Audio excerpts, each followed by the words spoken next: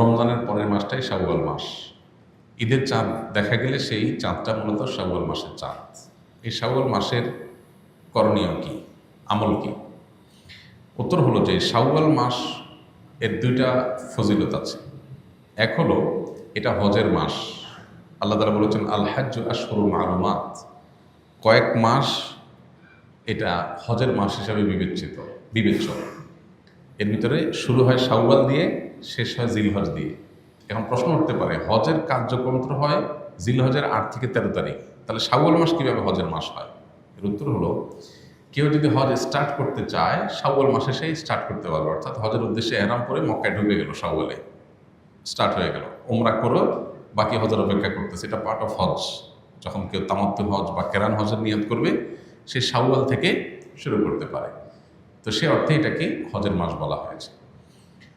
দ্বিতীয়ত, শাওয়াল মাসে 6টা রোজার ফজিলত আছে। আমরা জানি নবী সাল্লাল্লাহু আলাইহি ওয়াসাল্লাম বলেছেন, মান সামা রমাদান সুম্মা আতবাআহু সিত্তাম মিনাশ শাওয়াল কানা কাসিয়ামিদ দাহর। কেউ রমজান রোজা রাখার পরে শাওয়ালের 6টা রোজা রাখলে সারা বছর রোজা রাখার সওয়াব পাওয়া যাবে। অনেকে এটাকে ব্যাখ্যা করেন এইভাবে যে আল্লাহ তাআলা যে কোনো আমলের 10 গুণ বাড়িয়ে দেন, কোনো কোনো ক্ষেত্রে 700 গুণ আরও বেশি পরিমাণ দেন অনেকে। তো রোজা রাখার ক্ষেত্রে আমরা রমজানের রোজা রাখছি 30টা, আর শাওয়ালে যদি 6টা রাখি তাহলে হবে 36টা। এই 36কে যদি আপনি 10 দিয়ে গুণ দেন, কত হবে? 360। এই জন্য হাদিসে বলা হয়েছে রমজানের 30 রোজার পরে বা পুরো মাসের রোজার পরে যদি কেউ 6টা রোজা প্লাস করে তাহলে সারা বছরের পেয়ে যাবে, অর্থাৎ তখন 10 দিয়ে গুণ হয়ে যাবে। তাহলে আমার 30কে 360-এ পরিণত করার জন্য আমার 6টা রোজা রাখতে হবে। Why not? আমরা কেন এটা মিস করবো? এটা চেষ্টা করা দরকার। এই 6টা রোজা একসাথে রাখা কোনো জরুরি না, যার যেভাবে খুশি ভেঙে ভেঙে রাখতে পারে। কারণ ছুটির দিন শনিবার শুক্রবার, তিনি এই দিন রাখলেন, কেউ অন্যদিন রাখলেন, আজকে 2টা রাখলেন, আবার 1 সপ্তাহ পরে 2টা রাখলেন, যেভাবে খুশি রাখতে পারেন। পুরো মাসের মধ্যে রাখতে হবে, এটা হলো মূল কথা। শাওয়ালের 6 রোজা নাকি কাজা রোজা, কোনটা আগে রাখতে হবে? কারোর যদি রমজানের রোজা কাজা হয়ে থাকে তাহলে সেক্ষেত্রে তিনি রমজানের কাজা রোজাগুলো আগে রেখে তারপরে শাওয়ালের 6 রোজা রাখলে বেশি ভালো। কারণ যে হাদিসে শাওয়ালের 6 রোজার ফজিলত রয়েছে সেখানে রমজানের রোজাগুলোর ব্যাপারে বলা হয়েছে। নবী সাল্লাল্লাহু আলাইহি ওয়াসাল্লাম বলেছেন, মান সামা রমাদান সুম্মা আতবাআহু সিত্তাম মিন শাওয়াল, যে ব্যক্তি রমজানের রোজা রাখলো এরপরে শাওয়ালের 6 রোজা রাখলো।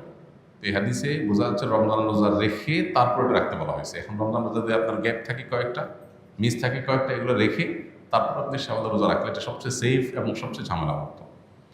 আর যদি বলেন যে না, আমার এত বেশি ভাঙতি রোজা হয়েছে বা যে কয়টা রোজা হয়েছে সেগুলো রেখে আবার শাওয়ালের 6 রোজা রাখা আমার জন্য টাফ হবে, তাহলে আপনি আগে শাওয়ালের 6 রোজা রাখলেও ইনশাআল্লাহ আশা করা যায় আপনার শাওয়ালের 6 রোজার ফজিলত আপনি পাবেন। এটা অধিকতর বিশুদ্ধ যে আপনি ফজিলত পাবেন, কিন্তু নিরাপদ এবং উত্তম হয় আগে ফরজগুলো রেখে তারপর শাওয়ালের 6 রোজা রাখা। ওযু করার সময় কি কি দোয়া পড়তে হয়? ওযুর শুরুতে বিসমিল্লাহ পড়তে হয়। বিসমিল্লাহ বলে আমরা ওযু শুরু করে দেব, আর ওযুর শেষ আমরা কালিমায়ে শাহাদা পাঠ করব এবং আল্লাহুম্মা জাআলনি মিনাত তাওয়াবিন ওয়া জাআলনি মিনাল মুতাতাহহিরিন, আল্লাহ আমাকে তওবাকারীদের এবং পবিত্রতা অর্জনকারীদের কাতারে শামিল করেন।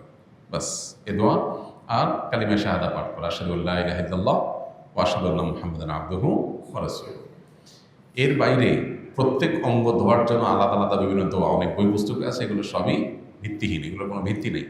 হাত ধোয়ার দোয়া, মুখ ধোয়ার দোয়া, কুলি করার দোয়া, নাক পানি দেওয়ার দোয়া আলাদা আলাদা, এরকম কোনো বিশুদ্ধ হাদিসে বর্ণিত হয়। তাহলে শুরু হবে বিসমিল্লাহ দিয়ে, শেষ হবে কালিমায়ে শাহাদা এবং আল্লাহুম্মা জাআলনি মিনাত তাওয়াবিন ওয়া জাআলনি মিনাল মুতাতাহহিরিন দিয়ে। বাস।